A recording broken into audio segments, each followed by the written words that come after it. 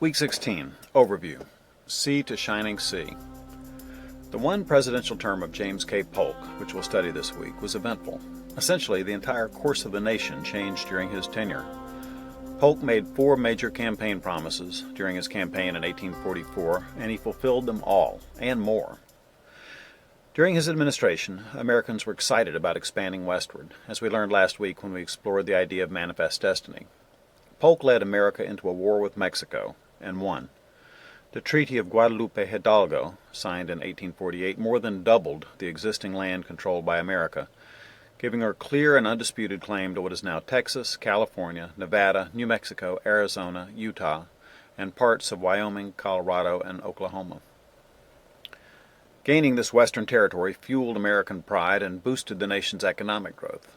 Expansion into the rich interior of the continent enabled the United States to become the world's leading agricultural nation. But the Mexican-American War also helped widen the gap between North and South, and this contributed to the tensions that brought on the Civil War, as Americans continued to disagree about whether new states that were made from this territory would make slavery legal. Furthermore, the Mexican-American War proved to be a training ground for several key generals in the Civil War. The settlers crossing the vast wilderness could hardly have foreseen the connections between their brave endeavors and the national strife that would rip the nation apart a few years later. Our goal this week is to learn about this period from both prairie level and from God's perspective. President Polk was elected in the fabulous 40s. It was a time of expansion and inventions. Some students will be reading about inventions that came into use during this period, like Samuel Morse's telegraph and the invention of photography. Polk was the first president to be photographed in office, using Louis Daguerre's daguerreotype, which had been invented in France in 1839. Who is James K. Polk? He was from Tennessee, like his mentor, Andrew Jackson. He was so close to Old Hickory that people called him Young Hickory. He served in Congress during Jackson's time in office and became Speaker of the House, then Governor of Tennessee. In 1844, he decided to run for national office, thinking he might land a spot as vice president. Everyone expected ex-President Martin Van Buren to get the nomination, but then he publicly opposed the annexation of Texas because he thought it might lead to war with Mexico. Polk immediately called for both the annexation of Texas and the occupation of Oregon. At the Democratic Convention, Van Buren couldn't muster a majority. The delegates had voted for other men 7 times and couldn't agree on any of them. Then someone suggested Polk. On the next ballot, Polk won unanimously. The rest of America had little idea who he was. They called him a dark horse candidate, and the Whigs' campaign slogan was, "Who is James K. Polk?" The Whigs thought America would pick the well-known Henry Clay. Their problem was that Henry Clay tried to be too clever by half on the subject of Texas. He wasn't clearly for annexing the slave state, nor was he clearly against it. Polk campaigned on an aggressive expansionist platform. He handled the ticklish issue of Texas by calling for immediate annexation of the Oregon country, too. In the long run, that would keep the balance between the free and slave states, and it appealed to the nation's sense of destiny. Polk won, and he delivered on every one of his promises. That's why he's been called the second most successful president ever, after Washington. Despite all this, he wasn't much of a politician. He never became popular, and he didn't seek a second term. Early in his term, he tackled the dispute over the area Americans called the Oregon Country and Britain called Columbia. It included everything south of today's Alaska, north of present-day California, and west of the Continental Divide and the Rocky Mountains. Ever since 1818, Great Britain and the United States had agreed to share this territory by means of joint occupancy. Britain maintained a limited presence there, but Americans were settling the Oregon Country in droves. Polk argued that America had a manifest destiny to claim all of Oregon. Expansionist Democrats cried, 54-40 or fight! One tidbit of trivia is that 54-40 was the line of latitude that marked the southern border of Russia's North American territory, which is now the southernmost tip of Alaska.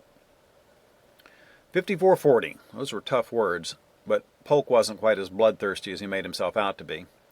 Because neither England nor America really wanted to declare war over this territory, a compromise agreement was drawn up called the Oregon Treaty of 1846, in which Britain gave the land south of the 49th parallel, except for Vancouver Island, to the United States. Though it was south of the 54th parallel, Americans were satisfied. The land the U.S. got included present-day Idaho, Oregon, and Washington, plus parts of Montana and Wyoming. The whole region was organized into the Oregon Territory in 1848. The state of Oregon was admitted to the Union in 1859. Polk resolved the dispute with Britain without bloodshed, but it wasn't as easy to deliver on his campaign promise to acquire California from Mexico. The U.S. made Texas a state in 1845, and Polk sent an ambassador to Mexico. His mission was to clear up various Texas-related issues and to offer to buy the territories of New Mexico and California. Polk's ambassador also offered to pay off the $3 million debt the Mexican government owed American settlers. That seemed generous to Polk, but the Mexican government was insulted. They still insisted that they owned Texas, so the kind offers of President Polk offended them. Mexico recalled its ambassador and broke off diplomatic relations. That sent a warning signal to the U.S. Polk ordered General Zachary Taylor to take U.S. troops to patrol the border along the Rio Grande. That was well within the territory claimed by Texas. The problem was, Mexico insisted the border was well to the north, at the Rio Nueces. If you look at a map of Texas, you'll see that everything from Brownsville to Corpus Christi was disputed territory. In 1846, approximately 80 American troops advanced on a Mexican fort they thought had been abandoned, only to find it occupied by 2,000 Mexican soldiers. Both Mexico and the United States claimed the other side fired the first shot, but whoever started it, a battle began that lasted throughout the evening. The captain of the American force, Seth Thornton, was killed, and most of his men were taken prisoner.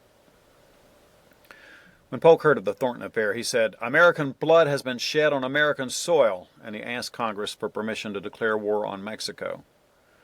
The fact that the border was in dispute didn't keep Congress from acting. 2 days later, the U.S. declared war on Mexico.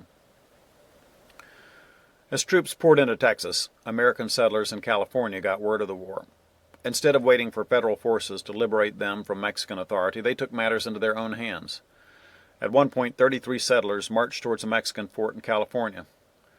To their surprise, the Mexican general didn't put up a fight. Rather, he admitted he wanted to be governed by the United States more than his own country's government. The California settlers raised a homemade flag with a star and a grizzly bear on it and declared themselves the California Republic.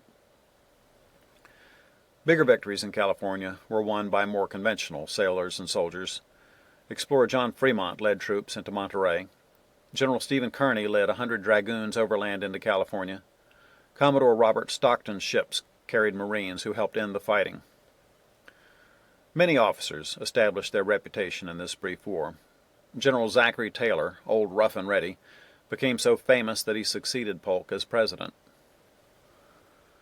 Throughout the war, American troops were generally outnumbered, but they were better trained and equipped. General Winfield Scott landed a force by sea at Veracruz and marched on Mexico City. His victory there did not immediately make Mexico surrender, but the Mexicans finally decided to negotiate for peace when people started suggesting the U.S. take all of Mexico instead of just the northern territories of California and New Mexico.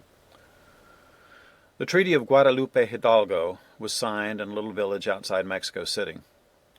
The U.S. paid Mexico $15 million, and Mexico ceded 1/3 of their territory to the United States, including all of what would become California, Utah, and Nevada, plus large parts of Arizona, New Mexico, Colorado, and Wyoming. The treaty officially fixed the Texas border at the Rio Grande. In all, it was the largest amount of land ever added to the United States. Europeans understood and affirmed America's impressive military victories in this war. This led to both a sense of national pride and an enhanced sense of security for most Americans on a scale not experienced since Andrew Jackson's belated victory in New Orleans after the War of 1812. Polk used this new prestige to reaffirm the Monroe Doctrine. From now on, no European nation would interfere with the Western Hemisphere. That's James K. Polk, the first dark horse candidate, a man little known before the deadlocked Democrats chose him as their nominee. 4 years later, he had won a war and filled out most of the map of the continental United States. He said he would only run for one term when he started, and he kept that promise. It's a good thing. Who knows what might have happened if he'd had 4 more years?